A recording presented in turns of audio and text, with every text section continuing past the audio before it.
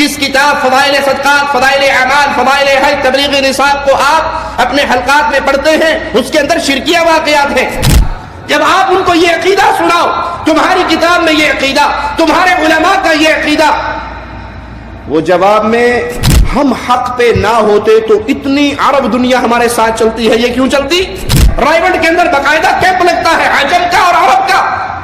عرب کے خیمے ہیں، عرب دنیا آ رہی ہے.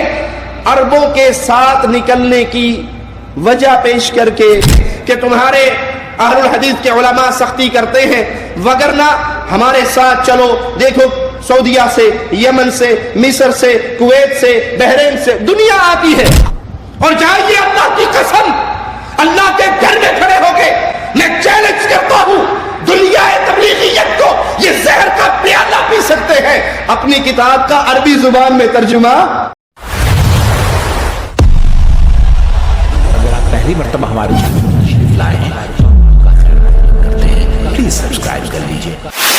آج عقیدہ توحید کی غیرت رکھنے والا انسان جب عالم اسلام میں نظر دوڑاتا ہے تو وہ پہچان لیتا ہے کہ تبلیغی جماعت جو حقیقت میں تصوف کی دعوت دینے والی جماعت ہے، صوفیہ کا گروہ ہے.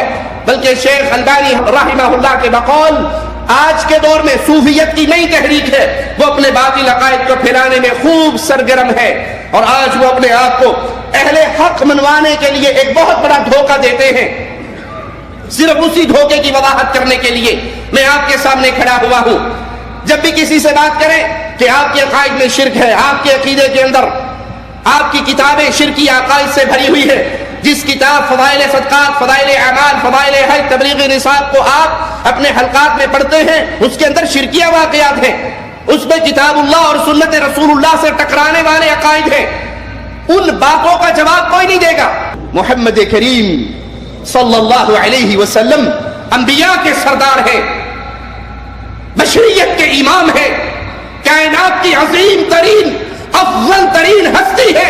عبادت کر رہی، نماز پڑھ رہے، قدم مبارک سوچ کے مومنوں کی ماں صدیق کی بیٹی صدیقہ کائنات رضی اللہ تعالی عنہا پوچھتی ہے، یا رسول اللہ صلی اللہ علیہ وسلم اگلے پچھلے گناہ معاف ہیں آپ کے، اتنی عبادت کر رہے ہو، قدم مبارک سوچ چکے ہیں. کہا عائشہ، جس اللہ نے مجھ پہ اتنا بڑا احسان کیا ہے، کیا میں اس کا شکر گزار بندہ نہ بنوں؟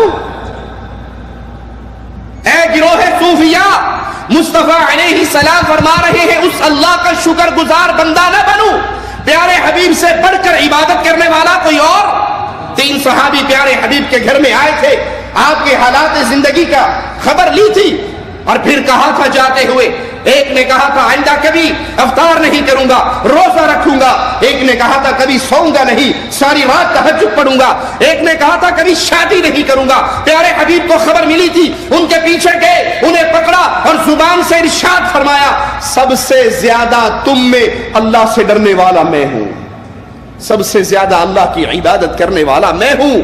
میں روزہ رکھتا ہوں، افطار کرتا ہوں، میں رات کو سوتا ہوں، عبادت کرتا ہوں، میں نے شادی کی ہے بیویوں کا حق ادا کرتا ہوں. من راغب عن سنتی فلیس منی، جس نے محمد کی سنت کو چھوڑا اس نے محمد کے راستے کو چھوڑ دیا صلی اللہ علیہ وسلم. حدیث سے کیا ثابت ہوا؟ پیارے حبیب سے بڑھ کر کوئی عبادت گزار، پرہیزگار، اللہ کو جاننے پہچاننے والا نہیں ہو سکتا. اور اتنی عبادتوں کے باوجود پیارے حبیب فرما رہے، عائشہ، جس اللہ کا اتنا احسان ہے میرے اوپر، کیا اس اللہ کا شکر گزار بندہ نہ بنوں؟ بندہ بندہ ہی رہتا ہے، وہ عبادت کر کے جس مقام پہ مرضی پہنچ جائے. لیکن صوفیاء کے نزدیک ایک ایسا سٹیج آتا ہے، مولانا زکریا کہتے ہیں، اللہ جو تو ہے وہ میں ہوں، میں اور تو خود شرک در شرک ہے، تو میرا شریک ہے اور میں تیرا شریک ہوں. نعوذ باللہ ثم نعوذ باللہ. جب آپ ان کو یہ عقیدہ سناؤ، تمہاری کتاب میں یہ عقیدہ، تمہارے علماء کا یہ عقیدہ، وہ جواب میں اس کا جواب نہ دیں گے. لیکن جی آپ دیکھو بات سنو، آپ مانتے نہیں ہو، ہم حق پہ نہ ہوتے تو اتنی عرب دنیا ہمارے ساتھ چلتی ہے. یہ کیوں چلتی؟ اگر ہم باطل ہوتے، ہمارے عقائد غلط ہوتے تو اتنے عرب لوگ ہمارے ساتھ نہ آتے. رائیونڈ کے اندر باقاعدہ کیمپ لگتا ہے عجم کا اور عرب کا. عرب کے خیمے ہیں، عرب دنیا آ رہی ہے. عربوں کے ساتھ نکلنے کی وجہ پیش کر کے عامت الناس کو دھوکہ دیتے ہیں، اہل توحید کے دعات کو دھوکہ دیتے ہیں کہ تمہارے اہل الحدیث کے علماء سختی کرتے ہیں، وگرنہ ہمارے ساتھ چلو، دیکھو سعودیہ سے، یمن سے، مصر سے، کویت سے، بحرین سے دنیا آتی ہے۔ آئیے اس دھوکے کا جواب اللہ کی توفیق سے میں دیتا ہوں، اور وہ یہ ہے کہ تم نے اپنی کتاب تبلیغی نصاب کا دنیا کی کئی زبانوں میں ترجمہ کیا ہے۔ اردو میں موجود ہے، پشتو میں موجود ہے، سندھی میں موجود ہے، ہندی میں موجود ہے، اگر نہیں ہے تو عربی میں نہیں ہے۔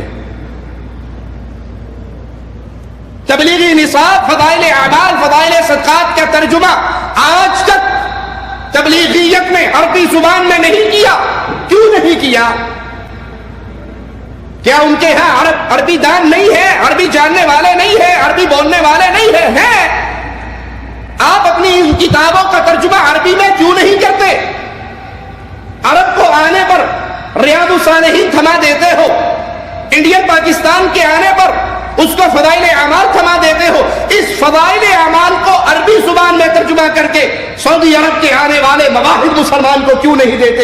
اس لیے نہیں دیتے، یہ ان کی شیطانی حرکت ہے۔ وہ جانتے ہیں اگر اس فضائل اعمال کا ترجمہ عربی زبان میں ہو گیا، عربوں کے ہاتھ لگ گیا، پرائمری پاس بچہ بھی ہمارے ساتھ چلنے کے لیے تیار نہیں ہوگا۔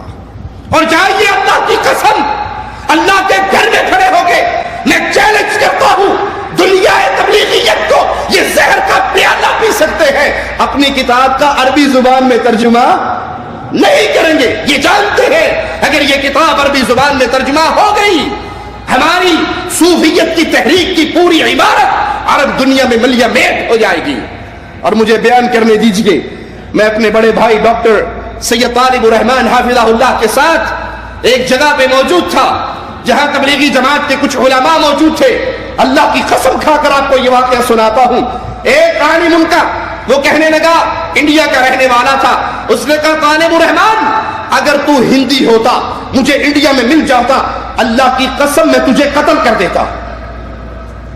میں نے پوچھا بھائی اس مولوی صاحب کا کیا قصور ہے، ان کو مارنے کی بات تم کیوں کرتے ہو؟ وہ نہیں جانا کہ میں ان کا سگا بھائی ہوں۔ کہنے لگا مولوی صاحب آپ چپ کریں، آپ کو نہیں پتا ماجرا کیا ہے۔ میں نے کہا بتا دو کیا ماجرا ہے۔ کہا اس نے عربی زبان میں تبلیغی جماعت کے خلاف کتاب لکھی ہے، ہماری کتابوں کے واقعات کو عربی زبان میں ٹرانسلیٹ کیا ہے۔ یہ پاکستان کا رہنے والا ہے، اگر اس نے کتاب لکھنی تھی تو اردو میں لکھتا، عربی میں کیوں لکھی؟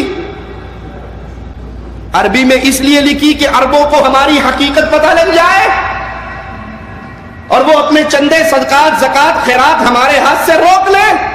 اگر تم سچے ہو تو اس کتاب کا ترجمہ کیجئے، عربی زبان میں لوگوں کے سامنے پیش کیجئے، لیکن میں جانتا ہوں تم مر سکتے ہو، یہ قدم نہیں اٹھا سکتے۔